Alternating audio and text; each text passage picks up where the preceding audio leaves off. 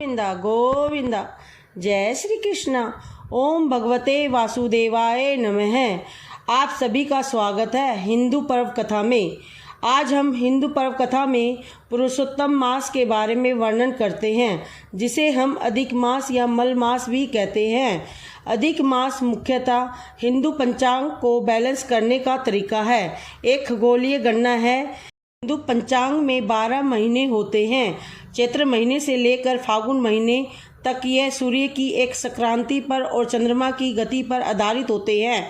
हर साल सूर्य मास में और चंद्र मास में 11 दिनों का लगभग अंतर आ जाता है और 3 साल में यह अंतर लगभग 1 महीने का हो जाता है। इसलिए हर तीसरे साल 1 महीना बढ़ जाता है और हर तीसरे साल अधिक मास आ जाता है, जिसे हम मल मास भी कहते हैं।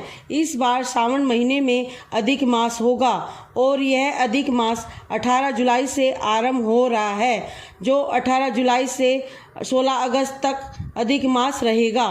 हिंदू मान्यताओं के अंदर बहुत ज़्यादा पवित्र महीना माना जाता है। इस महीने में पूजा विशेष फलदायी मानी जाती है, इसलिए अधिक मास के एक एक दिन का सही इस्तेमाल करना लाभदायक होता है। शास्त्रों में अधिक मास को पहले अशुभ मानते थे।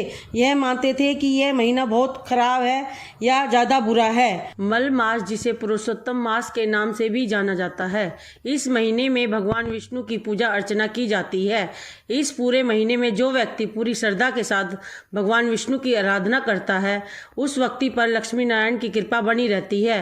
पूजा के दौरान पूरे मल मास हर रोज इस कथा का पाठ भी करना चाहिए। मल मास की कथा। पुरुषोत्तम मास के बारे में कहा गया है कि इस मास को मल मास के नाम से जाना जाता था।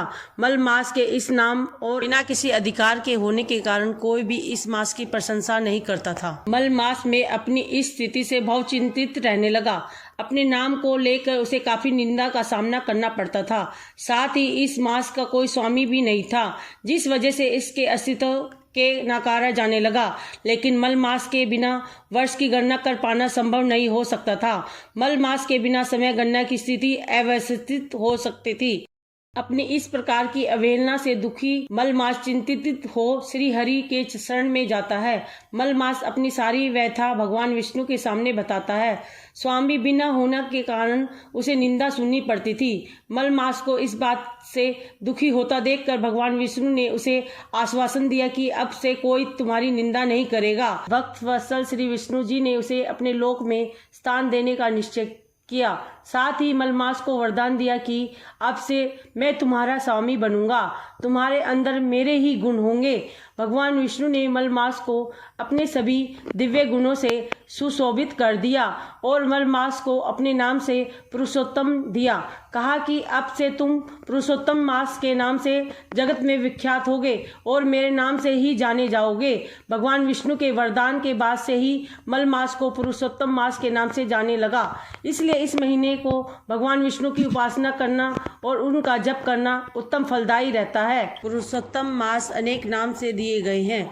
इस मास को अधिक मास और मल मास भी कहा जाता है। इस दुर्लभ पुरुषोत्तम मास के समय भगवान विष्णु के नामों का जप करना चाहिए। साथ ही स्नान, पूजन और दान जैसे पुण्य कार्य करने चाहिए। इस महीने में आने वाली एकादशी और पूर्णिमा का भी विशेष महत्व होता है, इसलिए इसका व्रत करना चाहिए।